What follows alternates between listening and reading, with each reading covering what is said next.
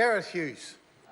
Mr. Speaker, kia ora, ngā mihi nui, kia koutou, kia ora. Kia ora. Mr. Speaker, in this debate, it's actually been has actually touched on some pretty interesting ideas, concepts, philosophies, and history, and I'd like to touch on that in this last contribution of the session this week. The contribution I want to talk about is what Chris Bishop talked about, because it's rare we actually talk about things like history and ideology in this House. And he was talking about neoliberalism, and he was talking about issues like globalisation. Now, these are really important because they're live issues in terms of the debate, what's happened in our history, but they're also critically important around how we go forward as a nation and what are the values we take in terms of our governance, our institutions, our economies. So I think it's important that we spend a little bit of time debating it in this House. Now, Mr. Bishop talked about, he was trying to frame it as it was choice between the current ideology, which is neoliberalism, which you can characterise around the primacy of markets, powers for corporates, rent-seeking behaviours, ignoring some of the externalities, and a less role for the state, which we see classically in the housing market at the moment, where at a time of a housing crisis, where people are sleeping in cars and on the streets, the government is literally still selling the traditional role, which was providing housing for those who needed it with the state houses. So those are some of the factors, and he tried to portray it as a simple choice between the status quo, which is this economic and governmental philosophy, or the 1970s fortress New Zealand. Now, it's not that cut and dry, and it's actually a false dichotomy to try and present it, because it's not a choice like that. In fact, we live in a complex world, and we can make choices and do make choices every day about the values we bring. Now, the same dichotomy was brought when it came to globalisation. It was either a choice of globalisation or a head in the sand isolationism, which of course isn't a true choice. We can have a more globalised world without some of the more negative impacts what globalisation, big G globalisation mean, which basically in the last 30 years has been growing powers for corporates to dictate rules and laws and take judicial cases through international tribunals, which we see once again in the TPPA. We see laws which are favouring capital mobility, but not the mobility of individuals.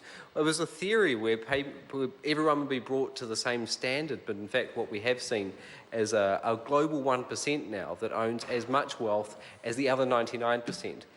1% owns as much wealth as the other the other 95%. So Mr. Bishop tried to argue that there was only the choices between neoliberalism or fortress New Zealand and globalisation and isolationism, and then he tried to argue that in fact it was a good choice that had been made because we've brought everyone with him. Now, I don't know if government members are seeing what's happening outside as they speed by in their Crown limos or hang around in the Koru Lounge or at glitzy events with the mates who donate. But when you look at New Zealand, we haven't brought everyone with us. In fact, what we have seen is the richest 10% now own 60%. We were one of the most equal and egalitarian countries in the world. In fact, we've seen the fastest growth in inequality. We're literally seeing people begging on our streets. We're clearly not bringing everyone with us. We're not bringing everyone with us when we've got 15 kids dying every year, 42,000 kids hospitalised every year as a result of the cold, damp, unhealthy housing. What we've seen is wage growth over that period that Mr. Bishop was trying to defend stagnate in real terms, yet productivity has grown magnitudes more. What we've seen, in fact, is the gains of that globalised, market-driven, corporate, rule-driven world go to a minority. We haven't brought everyone with us. In fact, we've left a huge amount of people behind.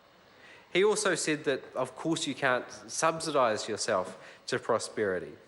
Now, Mr. Speaker, we don't have to just look to the past for inspiration. I think we can look to that, some of those values and set a bit of an exemplar. But no one's talking about going back to the 1970s and republishing all the old laws and regulations and price freezes, which the national government brought in, of course, in the early 80s. Now, it's ironic because this government is one which is the most political that we've seen in a long time, the most short-term we've seen in the most time, a government who makes these vacuous, empty, long-distance promises, which we see with pest-free or 50% reduction of emissions when our emissions go up. And it's ironic because, in fact, this government has been the most interventionist. Intervention, of course, with their friends, be it Sky City or the oil industry or Saudi sheiks. Now, Mr. Speaker, what we've seen is, as a result, is we have left people behind. We've seen fragmented communities, a reduction in democratic trust and engagement. We've seen a country that's given up on the idea that everyone in this country deserves a fair go, or egalitarianism, or the old concept that Jack was as good as his master. We are seeing a more stratified New Zealand, different New Zealands where some kids never get to see the sea, where kids don't learn how to swim, where kids don't learn how to read, are sleeping in cars or garages. We're also seeing a concept where we're putting the environment in conflict with economic growth, as if that was a true choice, because we know we can't mine or pollute ourselves to prosperity. And the result has been a whole generation locked out of home ownership. Mr. Speaker, I talk about these issues because it's my generation's concepts which we've grown up and not knowing anything else. We can't remember those old reforms, and New Zealand has had a number of these periods of change. And this is why I'm interested in talking about it. In the 1890s, we saw the first revolution with the Seddon government, with old age pensions, universal suffrage. In the 30s, of course, with the first Labour government, and then in the 80s with the fourth Labour government dismantling it. New Zealand operates on these periods of 40-year periods of transformational change. And my generation has grown up entirely within it. Now, when you look at this generation, in fact, for the first couple of 100 years, this could be a generation poorer than their parents they were at this stage. A generation indebted with $15 billion of student debt. A generation who can't get into housing.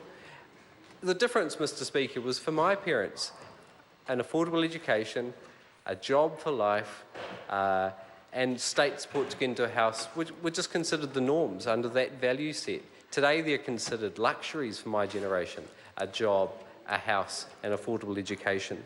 We're seeing a population sicker, poorer, more equal, more isolated, more marginalised, less participating in our democracy, less happy, more medicated, living in crowded, dirtier cities, and people begging on the streets. It's something I think we need to debate more instead of the point scoring to and fro. Let's talk about history, because there were benefits from the reforms, but let's also honestly look at the costs and wonder what could be the next change for this country. Could it be one where we incorporate those old values of looking after people, of not leaving people behind, of actually working together and designing more modern, open, democratic institutions, perhaps using digital technology? There's a host of exciting changes. Sorry to interrupt the member. The time has come for me to leave the chair. The House is adjourned until Tuesday the 16th of August. Nō reira, tēnā koutou, nā mihi nui a koutou, tēnā tātou katoa.